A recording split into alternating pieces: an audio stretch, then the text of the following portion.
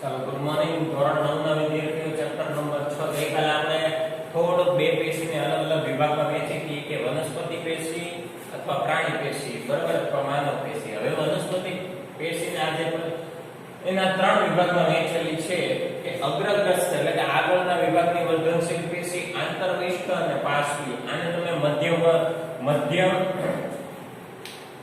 અગ્ર વર્ધનશીલ પેશી પણ કહી શકો. શું કામ? કારણ કે મધ્ય ભાગમાં આવેલી છે એટલે, બરાબર છે.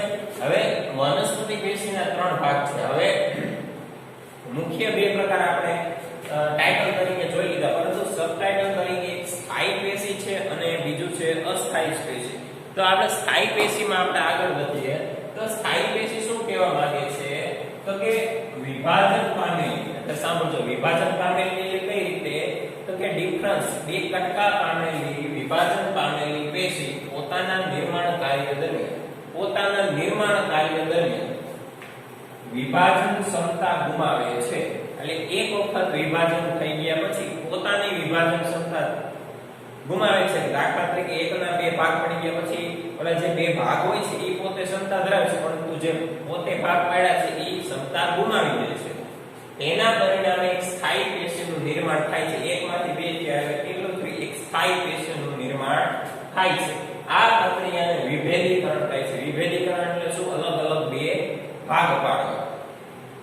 વિભાજન પામેલી પેશી પોતાના નિર્માણ દરમિયાન, એટલે કે ઓલરેડી વિભાજન પામેલી પેશી પોતાના નિર્માણ કાર્ય દરમિયાન વિભાજન ક્ષમતા ગુમાવે છે. તેના પરિણામે એક સ્થાયી પરંતુ સ્થાયી પેશીનું નિર્માણ થાય છે. આ પ્રક્રિયાને વિભેદીકરણ કહે છે, બરાબર. તો સ્થાયી પેશીમાં શું છે? તો કે સ્થાયી પેશીમાં ફરી એક બે વિભાગ પાડી દીધા છે. કયા કયા બે વિભાગ છે? તો કે સરળ સ્થાયી પેશી અને જટિલ સ્થાયી પેશી. હવે આ દરેક પેશીમાં આ ત્રણ વસ્તુ જોવા મળે છે: આગળનો ભાગ, મધ્ય ભાગ અને પાછળનો ભાગ. પરંતુ એને આપણે વૈજ્ઞાનિક ભાષામાં અગ્રગ્રસ્ત વર્ધનશીલ પેશી, આંતરવિષ્ઠ વર્ધનશીલ પેશી અને પાર્શ્વીય વર્ધનશીલ પેશી, બરાબર છે.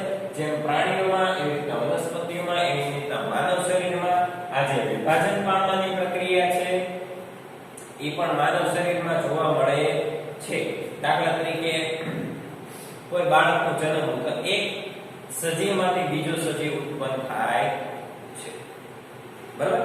આ વસ્તુ આપણે ધ્યાનમાં રાખવાની છે કે મુખ્ય મૂળ, સૌથી મોટા મુખ્ય બે પ્રકાર હોય છે: વનસ્પતિ પેશી અને પ્રાણી. વનસ્પતિ પેશીના આ ત્રણ મેઇન પ્રકાર, એટલે કે એના મુખ્ય તમે ટાઇટલ, સબ ટાઇટલ પણ કહી શકો.